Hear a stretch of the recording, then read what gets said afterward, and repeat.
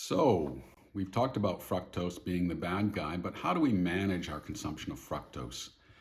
That's not easy. I've already alluded to the fact that labeling is perhaps not the best, but let's have a look at it in a bigger sense, because I think in some regards the picture is fairly easy.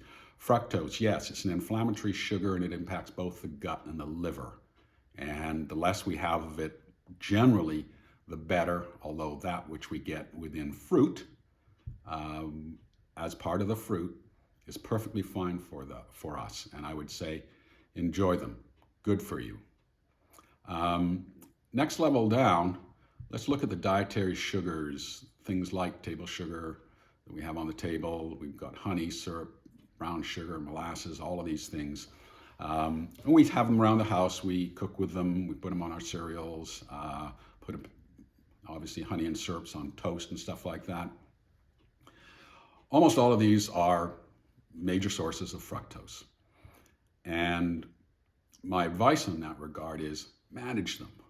You don't have to cut fructose out of your diet. That's a very high bar. I mean, we need to be realistic. We can't necessarily set the bar that high for one item on this list.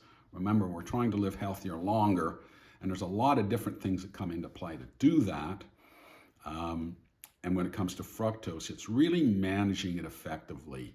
And so with the information that I provided, you now have the awareness of where in your diet the sugars are coming from. Now, I like things in threes, so yes, there is a third line here. Where's the fructose coming from? Packaged and processed foods. This is really where you need to make a big change if you're consuming packaged or processed foods.